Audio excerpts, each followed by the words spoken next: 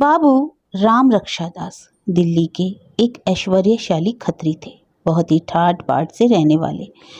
बड़े बड़े अमीर उनके यहाँ नित्य आते जाते थे।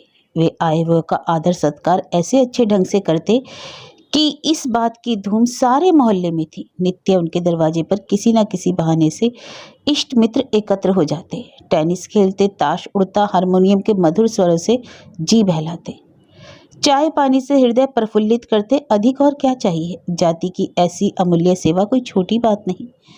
नीची जातियों के सुधार के लिए दिल्ली में एक सोसाइटी थी। बाबू साहब उनके सेक्रेटरी थे और इस कार्य की असाधारण पूर्ण उत्साह से करते थे। जब उनका बूढ़ा कहर बीमार हुआ और क्रिश्चियन मिशन के डॉक्टरों ने उसकी सेवा की, तब उसकी विधवा स्त्री ने निर्वाह की कोई आशा न देखकर क्रिश्चियन समाज का आश्रय लिया। तब इन दोनों अवसरों पर बाबू साहब ने शोक के रेजुलेशंस पर पास किए।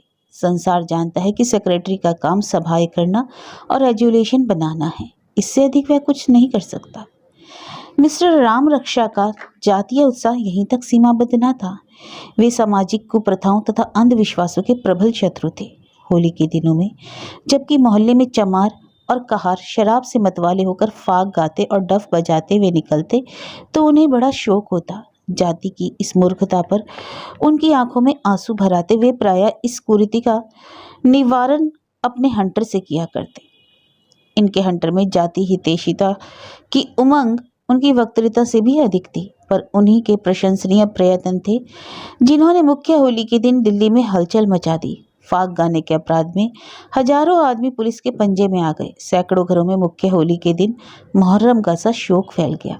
इधर उनके दरवाजे पर हजारों पुरुष स्त्रियां अपना दुखड़ा रो रही थी और उधर बाबू साहब के हितैषी मित्रगण अपने उदारशाली मित्र के सद्व्यवहार की प्रशंसा करते। बाबू साहब दिन भर में इतने रंग बदलते थे कि उस पर पेरिस की परियों को भी ईर्ष्या हो सकती थी। कई बैंकों में उनके हिस्से थे, कई दुकानें थी, किंतु बाबू साहब को इतना अवकाश ना था कि उनकी कुछ देखभाल करते। अतिथि सत्कार एक पवित्र धर्म है। वे सच्ची देश हितैषिता कई उमंग से कहा करते थे। अतिथि सत्कार आदिकाल से भारतवर्ष के निवासियों का एक प्रधान और सराहनीय गुण है। अभ्यागतों का आदर सम्मान करने से हम आदित्य हैं। हम इससे संसार में मनुष्य कहलाने योग्य हैं। हम सब कुछ खो बैठे हैं, किंतु जिस दिन हमें यह गुण शेष न रहेगा, वह दिन हिंदू जाति के लिए लज्जा, अपमान और मृत्यु का दिन होगा। मिस्टर राम रक्षा जातीय आवश्यकताओं से भी बेपरवाह न थे। वे सामाजिक और राजनीतिक कार्यों में पूर्ण रूपेण से योग देते थे। यहाँ तक कि प्रतिवर्ष 2 बल्कि कभी कभी 3 वक्तृताएं अवश्य तैयार कर लेते। भाषणों की भाषा अत्यंत उपयुक्त, ओजस्वी और सर्वांग सुंदर होती थी। उपस्थित जन और इष्ट मित्र उनके एक एक शब्द पर प्रशंसा सूचक शब्दों की ध्वनि प्रकट करते, तालियां बजाते। यहाँ तक कि बाबू साहब को व्याख्यान का क्रम स्थिर रखना कठिन हो जाता।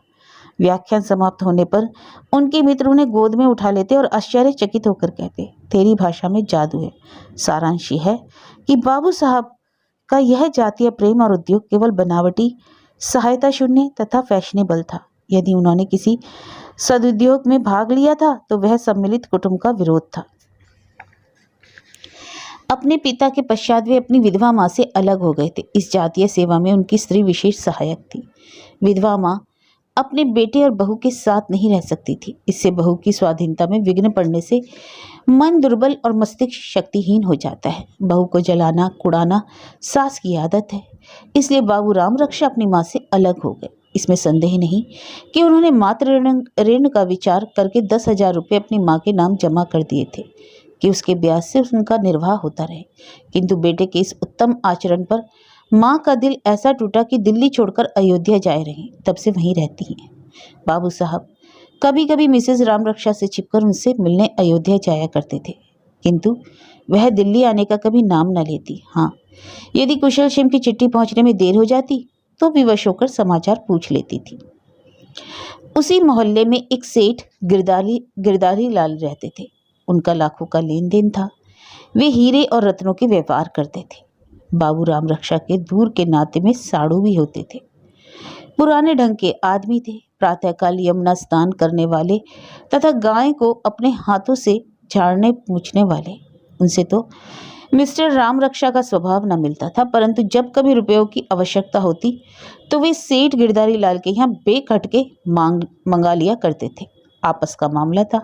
केवल 4 अंगुल के पत्र पर रुपया मिल जाता था। ना कोई दस्तावेज, ना स्टैंप, ना साक्ष्यों की आवश्यकता। मोटर कार के लिए 10,000 की आवश्यकता हुई, मैं वहां से आया। घुड़दौड़ के लिए ऑस्ट्रेलियन घोड़ा 1,500 में मिल गया, उसके लिए भी रुपया सेठ जी के यहाँ से आया। धीरे धीरे कोई 20,000 का मामला हो गया। सेठ जी सरल हृदय के थे, समझते थे कि उनके पास दुकानें हैं, बैंकों में रुपया है, जब जी चाहेगा रुपया वसूल कर लेंगे। किंतु जब 2-3 वर्ष व्यतीत हो गए और सेठ जी के तकाजों की अपेक्षा मिस्टर राम रक्षा की मांग ही का आधिक्य रहा, तब गिरधारी लाल को संदेह हुआ। वह एक दिन राम रक्षा के मकान पर आए, सभ्य भाव से बोले, भाई साहब, मुझे एक हुंडी का रुपया देना है, यदि आप मेरा हिसाब कर दें तो अच्छा हो। यह कहकर हिसाब के कागजात और उनके पत्र दिखलाए। मिस्टर राम रक्षा किसी गार्डन पार्टी में सम्मिलित होने के लिए तैयार थे। बोले, इस समय क्षमा कीजिए, फिर देख लूंगा, जल्दी क्या है। गिरधारी लाल को बाबू साहब की रुखाई पर क्रोध आ गया। वे रुष्ट होकर बोले, आपको जल्दी नहीं है, मुझे तो है। 200 रुपए की मासिक मेरी हानि हो रही है। मिस्टर राम रक्षा ने असंतोष प्रकट करते हुए घड़ी देखी। पार्टी का समय बहुत करीब था। वे बहुत विनीत भाव से बोले, भाई साहब, मैं बड़ी जल्दी में हूँ, इस समय मेरे ऊपर कृपा कीजिए, मैं कल स्वयं उपस्थित हो जाऊंगा। सेठ जी एक माननीय और धन संपन्न व्यक्ति थे। वे राम रक्षा के इस कुरुचिपूर्ण व्यवहार पर चल गए। मैं इनका महाजन हूँ, इनसे धन में, मान में, ऐश्वर्य में बड़ा हुआ, चाहूँ तो ऐसों को नौकर रख लूं, इनके दरवाजे पर आऊं और आदर सत्कार की जगह उल्टे ऐसा रूखा बर्ताव। वे हाथ बांधे मेरे सामने ना खड़ा रहे, किंतु क्या मैं पान, इलायची, इत्र आदि से सम्मान करने के योग्य नहीं? वे तिनक कर बोले, अच्छा तो कल हिसाब साफ हो जाएगा? राम रक्षा ने भी अकड़ कर जवाब दिया, हो जाएगा। राम रक्षा के गौरवशील हृदय पर सेठ जी के इस बर्ताव के प्रभाव का कुछ खेदजनक असर न हुआ। इस काठ के कुंदे ने आज मेरी प्रतिष्ठा धूल में मिला दी, वह मेरा अपमान कर गया। अच्छा, तुम भी इस दिल्ली में रहते हो और हम भी यहीं हैं। निदान दोनों में गांठ पड़ गई। बाबू साहब की तबीयत ऐसी गिरी और हृदय में ऐसी चिंता उत्पन्न हुई कि पार्टी में जाने का ध्यान ही ना रहा। वे देर तक इसी उलझन में उलझे रहे। फिर सूट उतार दिया, सेवकों से बोले, जा मुनीम जी को बुला ला। मुनीम जी आए, उनका हिसाब देखा गया, फिर बैंकों का अकाउंट देखा, किंतु ज्यों ज्यों इस घाटी में उतरते गए त्यों त्यों अंधेरा बढ़ता गया। बहुत कुछ टटोला, कुछ हाथ में ना आए। अंत में निराश होकर बोले, उन्होंने एक ठंडी सांस ले ली। दुकानों का माल बिका, किंतु रुपया बकाया में पड़ा हुआ था। कई ग्राहकों की दुकानें टूट गईं और उन पर जो नगद रुपया बकाया था वह भी डूब गया। कलकत्ते के अड़ातियों से जो माल मंगाया था, रुपये चुकाने की तिथि सिर पर आ पहुंची और यहाँ रुपया वसूल ना हुआ। दुकानों का यह हाल और बैंकों का इससे भी बुरा। रात भर वे इन्हीं चिंताओं में करवटें बदलते रहे। अब क्या करना चाहिए? गिरधारी लाल सज्जन पुरुष हैं, यदि सारा कच्चा हाल उन्हें सुना दूं तो अवश्य मान जाएगा, किंतु ये कष्टप्रद कार्य होगा कैसे? ज्यों ज्यों प्रातःकाल समीप आता था त्यों त्यों उनका दिल बैठा जाता था। कच्चे विद्यार्थियों की जो दशा परीक्षा के सन्निकट आने पर होती है, वही हाल इस समय राम रक्षा का था। वे पलंग से ना उठे, मुंह हाथ भी ना धोया, खाने की कौन कहे। इतना जानते थे कि दुख पड़ने पर कोई किसी का साथी नहीं होता, इसलिए एक आपत्ति से बचने के लिए कई आपत्तियों का बोझा ना उठाना पड़े, इस ख्याल से मित्रों को इन मामलों की खबर तक ना दी। जब दोपहर हो गई और उनकी दशा ज्यों की त्यों रही, तो उनका छोटा लड़का बुलाने आया। उसके बाप का हाथ पकड़कर कहा, लाला जी, आज दाने को क्यों नहीं तलते? राम रक्षा, भूख नहीं है। का खाया? मन की मिठाई। और क्या खाया? मार। किसने मारा है? गिरधारी लाल ने। लड़का रोता हुआ घर में गया और इस मार की चोट से देर तक रोता रहा। अंत में तश्तरी में रखी हुई दूध की मलाई ने उसकी चोट पर मरहम का काम किया।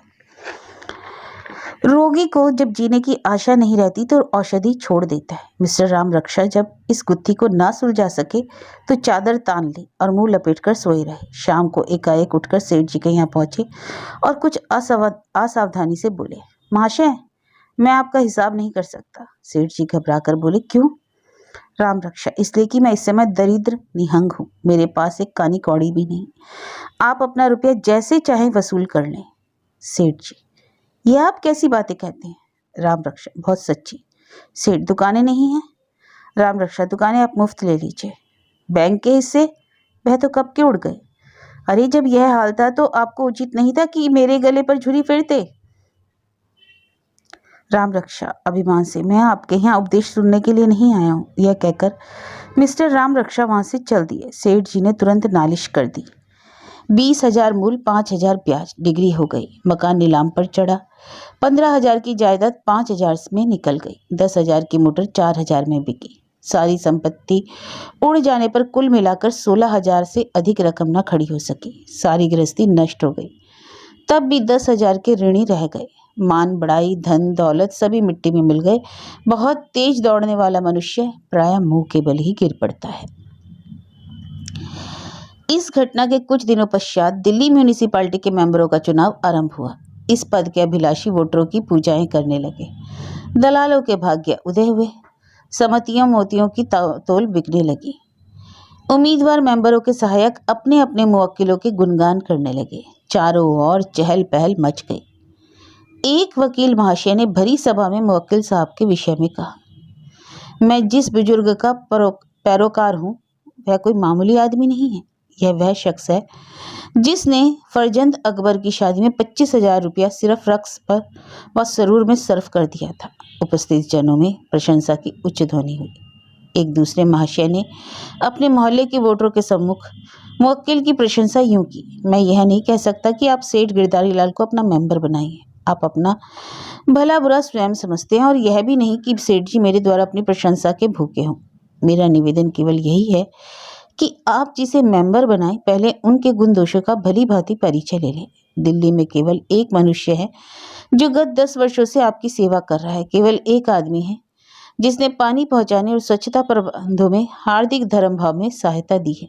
केवल एक पुरुष है जिसको श्रीमान वाइस राय के दरबार में कुर्सी पर बैठने का अधिकार प्राप्त है और आप सब महाशय उसे जानते हैं।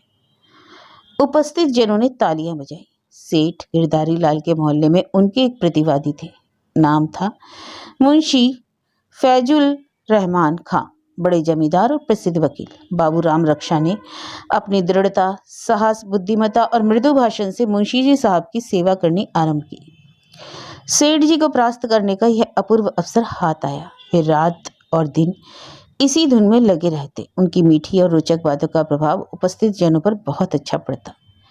एक बार अपने असाधारण श्रद्धा उमंग में आकर कहा, मैं डंके की चोट पर कहता हूँ कि मुंशी फैजुल रहमान से अधिक योग्य आदमी आपको दिल्ली में और न मिल सकेगा। यह वह आदमी है जिसकी गजलों पर कवि जनों में वाह वाह मच जाती है। ऐसे श्रेष्ठ आदमी की सहायता करना मैं अपना जातीय और सामाजिक धर्म समझता हूँ। अत्यंत शोक का विषय है कि बहुत से लोग इस जातीय और पवित्र काम को व्यक्तिगत लाभ का साधन बनाते हैं। धन और वस्तु है। श्रीमान वायसराय के दरबार में प्रतिष्ठित होना और वस्तु, किंतु सामाजिक सेवा तथा जातीय चाकरी और ही चीज है। वह मनुष्य जिसका जीवन ब्याज प्रति प्राप्ति, बेईमानी, कठोरता, निर्दयता और सुख विलास में व्यतीत होता हो, इस सेवा के योग्य कदापि नहीं। सेठ गिरधारी लाल इस अनियुक्तिपूर्ण भाषण का हाल सुनकर क्रोध से आग हो गए। मैं बेईमान हूँ, ब्याज का धन खाने वाला हूँ, विषयी हूँ, कुशल हुई जो तुमने मेरा नाम नहीं लिया, किंतु अब भी तुम मेरे हाथ में हो। मैं अब भी तुम्हें जिस तरह चाहूँ नचा सकता हूँ। खुशामदियों ने आग पर तेल डाला। इधर राम रक्षा अपने कार्य में तत्पर रहे, यहाँ तक कि वोटिंग डे में आ पहुंचा। मिस्टर राम रक्षा को उद्योग में बहुत कुछ सफलता प्राप्त हुई थी। आज वे बहुत प्रसन्न थे। आज गिरधारी लाल को नीचा दिखाऊंगा। आज उसको जान पड़ेगा कि धन संसार में सभी पदार्थों को इकट्ठा नहीं कर सकता। जिस समय फैजुल रहमान के वोट अधिक निकलेंगे और मैं तालियां बजाऊंगा, उस समय गिरधारी लाल का चेहरा देखने योग्य होगा। मुंह का रंग बदल जाएगा, हवाइयां उड़ने लगेंगी, आंखें ना मिला सकेगा, शायद फिर मुझे मुंह भी ना दिखा सके। इन्हीं विषयों में मग्न राम रक्षा शाम को टाउन हॉल में पहुंचे। उपस्थित जनों ने बड़ी उमंग के साथ उनका स्वागत किया। थोड़ी देर बाद वोटिंग का आरंभ हुआ। मेंबरी मिलने की आशा रखने वाले महानुभाव अपने अपने भाग्य का अंतिम फल सुनने के लिए आतुर हो रहे थे। 6 बजे चेयरमैन ने फैसला सुनाया। सेठ जी की हार हो गई। फैजुल रहमान ने मैदान मार मार लिया। राम रक्षा ने हर्ष के आवेग में टोपी हवा में उछाल दी और स्वयं भी कई बार उछल पड़े। मोहल्ले वालों को अचंभा हुआ। चांदनी चौक से सेठ जी को हटाना मेरू को स्थान से उखाड़ना था। सेठ जी के चेहरे पर राम रक्षा की जितनी आशाएं थी वे सब पूरी हो गई। उनका रंग फीका पड़ गया, खेद और लज्जा की मूर्ति बने हुए थे। एक वकील साहब ने उनसे सहानुभूति प्रकट करते हुए कहा, सेठ जी, मुझे आपकी हार का बहुत बड़ा शौक है। मैं जानता हूँ कि खुशी के बदले रंज होगा तो कभी यहाँ ना आता। मैं तो केवल आपके ख्याल से यहाँ आया था। सेठ जी ने बहुत रोकना चाहा परंतु आंखों में आंसू डबडबा ही गए। वे निष्प्रह बनने का व्यर्थ प्रयत्न करके बोले, वकील साहब, मुझे इसकी चिंता नहीं। कौन सी रियासत निकल गई।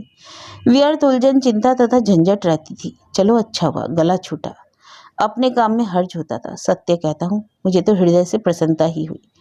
यह काम तो बेकाम वालों के लिए है। घर ना बैठे रहे वही बेगार की। मेरी मूर्खता थी कि मैं इतने दिनों तक आंखें बंद किए बैठा रहा, परंतु सेठ जी की मुखाकृति ने इन विचारों का प्रमाण न दिया। मुखमंडल हृदय का दर्पण है, इसका निश्चय अलबत्ता हो ही गया। किंतु बाबू राम रक्षा बहुत देर तक इस आनंद का मजा न लूट नहीं पाए और न सेठ जी को बदला लेने के लिए बहुत देर की प्रतीक्षा करनी पड़ी। सभा विसर्जित होते ही जब बाबू राम रक्षा सफलता की उमंग में ऐठते, मुझ पर ताव देते, चारों ओर गर्व की दृष्टि डालते हुए बाहर आए तो दीवानी के 3 सिपाहियों ने आगे बढ़कर उन्हें गिरफ्तारी का वारंट दिखा दिया। अब की बाबू राम रक्षा के चेहरे का रंग उतर जाने की और सेठ जी के इस मनोवांछित दृश्य से आनंद उठाने की बारी थी। गिरधारी लाल ने आनंद से उमंग में तालियां तो ना बजाई परंतु मुस्कुराहट से मुंह फेर लिया और रंग में भंग पड़ गया। आज इस विषय के उपलक्ष्य में मुंशी फैजुल रहमान ने पहले ही एक बड़े समारोह के साथ गार्डन पार्टी की तैयारियां की थी। मिस्टर राम रक्षा इसके प्रबंध करता थे। आज की आफ्टर डिनर स्पीच उन्होंने बड़े परिश्रम से तैयार कर दी थी, किंतु इस वारंट ने सारी कामनाओं का सत्यानाश कर दिया। यूं तो बाबू साहब के मित्रों में ऐसा कोई भी ना था जो 10,000 रुपये जमानत दे देता। अदा कर देने का तो जिक्र ही क्या। कदाचित ऐसा होता भी तो सेठ जी अपने को भाग्यहीन समझते। 10,000 रुपये और म्यूनिसिपालिटी की प्रतिष्ठित मेंबरी खोकर उन्हें इस समय यह हर्ष प्राप्त हुआ था। मिस्टर राम रक्षा के घर पर ज्यों ही यह खबर पहुंची, कोहराम मच गया। उनकी स्त्री पछाड़ खाकर पृथ्वी पर गिर पड़ी। अब जब कुछ होश में आई तो रोने लगी और रोने से छुट्टी मिली तो उसने गिरधारी लाल को कोसना आरंभ किया। देवी देवता मनाने लगी। उन्हें रिश्वत देने पर तैयार हुई कि ये गिरधारी लाल को किसी प्रकार निकल जाए। इस बड़े भारी काम में वह गंगा और यमुना की से सहायता मांग रही थी। प्लेग और विसूचिका की खुशामदी कर रही थी कि ये दोनों मिलकर उस गिरधारी लाल को हड़प ले जाएं। किंतु गिरधारी लाल का कोई दोष नहीं, दोष तुम्हारा है। बहुत अच्छा हुआ, तुम इसी पूजा के देवता थे। क्या अब दावतें ना खिलाओगे? मैंने तुम्हें कितना समझाया, रोई, रूठी, बिगड़ी, किंतु तुमने एक ना सुनी। गिरधारी लाल ने बहुत अच्छा किया, तुम्हें शिक्षा तो मिल गई, किंतु तुम्हारा भी दोष नहीं। यह सब आग मैंने ही लगाई। मखमली स्लीपरों के बिना मेरे पाँव ही नहीं उठते थे। बिना जड़ाऊ कड़ों के मुझे नींद ना आती थी। सेज गाड़ी मेरे ही लिए ही तो मंगवाई थी। अंग्रेजी पढ़ने के लिए मेम साहब को मैंने ही रखा। ये सब कांटे तो मैंने ही बोए। मिसेस राम रक्षा बहुत देर तक इन्हीं विचारों में डूबी रही। जब रात भर करवटें बदलने के बाद सवेरे उठी तो उसके विचार चारों ओर से ठोकर खाकर वे केवल एक केंद्र पर जम गए। गिरधारी लाल बड़ा बदमाश और घमंडी है। मेरा सब कुछ लेकर भी उसे संतोष नहीं हुआ। इतना भी निर्दयी कसाई से देखा ना गया। भिन्न भिन्न प्रकार के विचारों ने मिलकर एक रूप धारण किया और क्रोधाग्नि को दहलाकर प्रबल किया। ज्वालामुखी शीशे में जब सूर्य की किरणें एक होती हैं तब अग्नि प्रकट होती थी। बच्चे ने मिठाई के लिए हट किया तो उस पर बरस पड़ी। मैरी ने चौका बर्तन करके चूल्हे में आग जला दी। उसके पीछे पड़ गई। मैं तो अपने दुखों को रो रही हूँ, इस चुड़ैल को रोटियों की धुन सवार है। निदान 9 बजे उससे रहा ना गया। उसने यह पत्र लिखकर अपने हृदय की ज्वाला ठंडी की। सेठ जी, तुम्हें अब अपने धन के घमंड ने अंधा कर दिया है, किंतु किसी का घमंड इसी तरह सदा नहीं रह सकता। कभी ना कभी सिर अवश्य नीचा होता है। अफसोस कि कल शाम को जब तुमने मेरे प्यारे पति को पकड़वाया मैं वहां मौजूद ना थी, नहीं तो अपना और तुम्हारा रक्त एक कर देती। तुम धन के मद में भूल गए हो। मैं उसी दम तुम्हारा नशा उतार देती। एक स्त्री के हाथों अपमानित होकर तुम फिर किसी को मुंह दिखाने लायक ना रहते। अच्छा, इसका बदला तुम्हें किसी न किसी तरह जरूर मिल जाएगा। मेरा कलेजा उस दिन ठंडा होगा जब तुम निर्वंश हो जाओगे और तुम्हारे कुल का नाम मिट जाएगा। सेठ जी पर यह फटकार पड़ी तो वह क्रोध के में आग हो गए। यद्यपि शुद्ध हृदय के मनुष्य न थे, परंतु क्रोध के आवेग में सौजन्य की चिन्ह भी शेष नहीं रहता। यह ध्यान न रहा कि यह एक दुखनी की क्रंदन ध्वनि है, एक सताई हुई स्त्री की मानसिक दुर्बलता का विचार है। उसकी धनहीनता और विवशता पर उन्हें तनिक भी दया न आई। मरे हुए को और मारने का उपाय सोचने लगे। इसके तीसरे दिन सेठ गिरधारी लाल पूजा के आसन पर बैठे हुए थे। मैरी ने आकर कहा, सरकार कोई स्त्री आपसे मिलने आई है। सेठ जी ने पूछा, कौन स्त्री है? मैरी ने कहा, सरकार मुझे क्या मालूम, लेकिन है कोई भली मानुस, रेशमी साड़ी पहने है, हाथ में सोने के कड़े हैं, पैरों में टाट के स्लीपर्स हैं, बड़े घर की स्त्री जान पड़ती है। यूँ साधारणतः सेठ जी पूजा के समय किसी से नहीं मिलते थे, चाहे कैसा ही आवश्यक काम क्यों ना हो। ईश्वर उपासना में सामाजिक बाधाओं को घुसने नहीं देते, किंतु ऐसी दशा में जब कि किसी बड़े घर की स्त्री मिलने के लिए आए तो थोड़ी देर के लिए पूजा में विलंब करना निंदनीय नहीं कहा जा सकता। ऐसा विचार करके वे नौकर से बोले, उन्हें बुला लाओ। जब वह स्त्री आई तो सेठ जी स्वागत के लिए उठकर खड़े हो गए। तत्पश्चात अत्यंत कोमल वचनों से कारुणिक शब्दों में बोले, माता कहाँ से आना हुआ? और जब यह उत्तर मिला कि वह अयोध्या से आई हैं तो उन्होंने उसे फिर से दंडवत प्रणाम किया। चीनी तथा मिश्री से भी अधिक मधुर, नवनीत से भी अधिक चिकने शब्दों में कहा, अच्छा आप श्री अयोध्या जी से आ रही हैं? उस नगरी का क्या कहना? देवताओं की पुरी है, बड़े भाग्य थे कि आपके दर्शन हुए। यहाँ आपका आगमन कैसे हुआ? स्त्री ने उत्तर दिया, घर तो मेरा यही है। सेठ जी का मुख पुनः मधुरता का चित्र बना। बोले, अच्छा तो मकान आपका इसी शहर में है, तो आपने माया जंजाल क्यों त्याग दिया? यह तो मैं पहले ही समझ गया। ऐसी पवित्र आत्माएं संसार में बहुत थोड़ी हैं, ऐसी देवियों के दर्शन तो दुर्लभ होते हैं।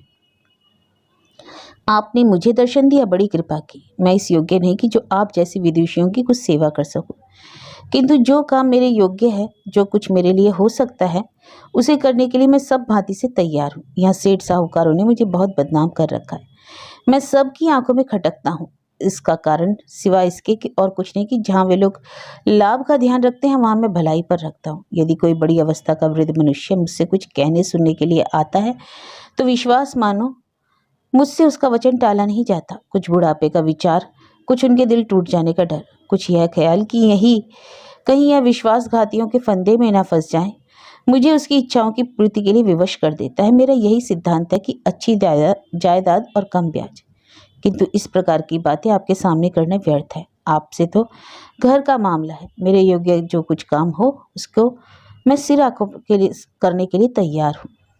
वृद्ध स्त्री बोली, मेरा काम आप ही से हो सकता है। सेठ जी प्रसन्न होकर बोले, अच्छा तो आज्ञा दीजिए। मैं आपके सामने भिखारिन बनकर आई हूँ, आपको छोड़कर मेरा और कोई सवाल पूरा नहीं कर सकता। जी कहिए कहिए, आप राम रक्षा को छोड़ दीजिए। सेठ जी के मुख का रंग उतर गया। सारे हवाई के लिए जो अभी अभी तैयार हुए थे गिर पड़े। वे बोले, उसने तो मेरी बहुत हानि की, उसका घमंड तोड़ डालूंगा तब छोड़ूंगा। स्त्री, तो क्या कुछ मेरे बुढ़ापे का, मेरे हाथ फैलाने का या कुछ अपनी बड़ाई का ही विचार न करोगे? बेटा ममता बुरी होती है, संसार से नाता टूट जाए, धन जाए, धर्म जाए, किंतु लड़के का स्नेह हृदय से नहीं जाता। संतोष सब कुछ कर सकता है, किंतु बेटे का प्रेम माँ के हृदय से नहीं निकल सकता। इस पर हाकिम का, राजा का, यहाँ तक कि ईश्वर का भी बस नहीं। तुम मुझ पर तरस खाओ, मेरे लड़के की जान छोड़ दो, तुम्हें बड़ा यश मिलेगा। मैं जब तक जीऊंगी तुम्हें आशीर्वाद देती रहूंगी। सेठ जी का हृदय कुछ पसीजा। पत्थर की तह में पानी रहता है, किंतु तत्कालीन उन्हें मिसेज राम रक्षा के पत्र का ध्यान आ गया। वे बोले, मुझे राम रक्षा से कोई उतनी शत्रुता नहीं थी।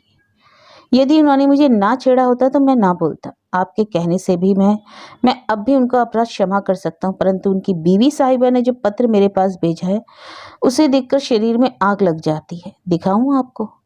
राम रक्षा की माँ ने पत्र लेकर पढ़ा तो उनकी आंखों में आंसू भर आए। वे बोली, बेटा उस स्त्री ने मुझे बहुत दुख दिया, उसने मुझे देश से निकाल दिया। उसका मिजाज और जबान उसके वश में नहीं, किंतु इस समय उसने जो गर्व दिखाया है उसका तुम्हें ख्याल नहीं करना चाहिए।